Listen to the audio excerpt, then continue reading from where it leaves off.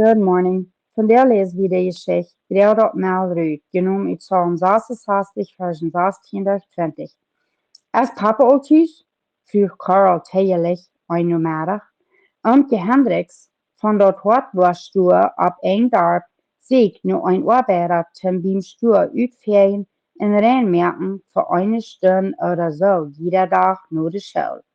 Hij zei, ik zal dat met mijn papa reden en wanneer dat en don't is, dan is de arbeid mine. Mama vriendelt, papa wordt bald hier zijn, aber eer hij komt, zust du dat Mell alle uitdreven. Hij vroeg die van der Samaris al dat te doen. Nou ja, zei Karl als hij zijn banig aftrok en naar zijn stoel ging, bald hier hij papa aankomen. En zo spoot hij zich naar de kerk. Papa, zei hij, mijn jankert die wat tevreden. Sei auf hen, zei papa, aber ik zei dat du nog niet hast dat Mell gedreht. Doe dat eerst. Papa verleiht hem zich de heen waschen. So schön als hij tegenkwam, stal Karl nog eenmaal aan met papa ervan te reden. Ik heb hier de gelegenheid naar arbeid te knien. Ik zei dat Mell staat nog immer door, antwoordt papa.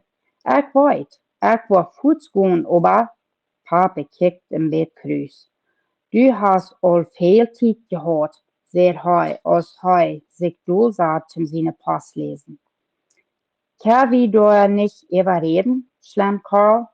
Papa kijkt op. So schön als du hast dat Mell hast rückgedreht, zei hij ernstlich. Karl stond stil voor een minuut.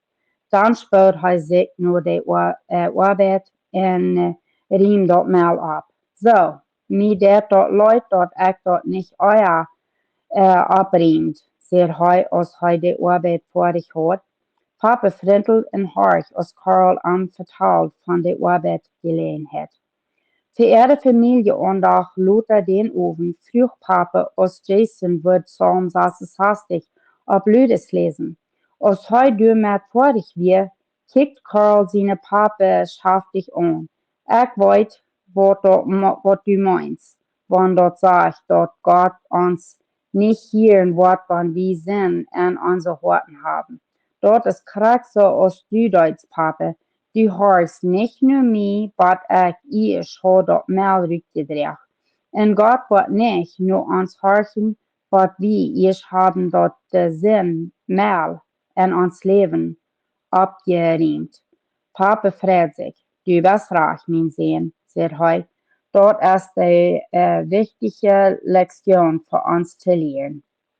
Frauen, falls sich die dort so aus von Gott weit auf ist, sperrt sich dort so aus, wenn keiner horcht, wenn du betest, hältst du an mit Fliegen oder Stehlen oder ungehorsam sein. Vielleicht hast du Trouble mit Liegen.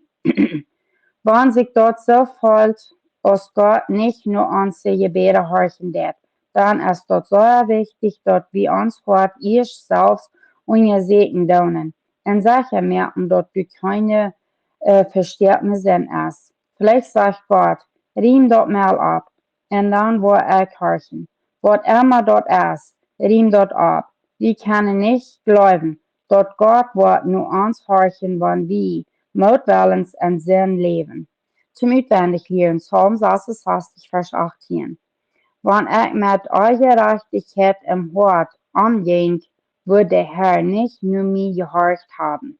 Verlot die sind, dann go im Gebet. Psalm 119, Vers 9. Wo kann ein junger Mann sein Leben reinhauen, wenn er sich daran hält, was dein Wort sagt? Sei Dank sein.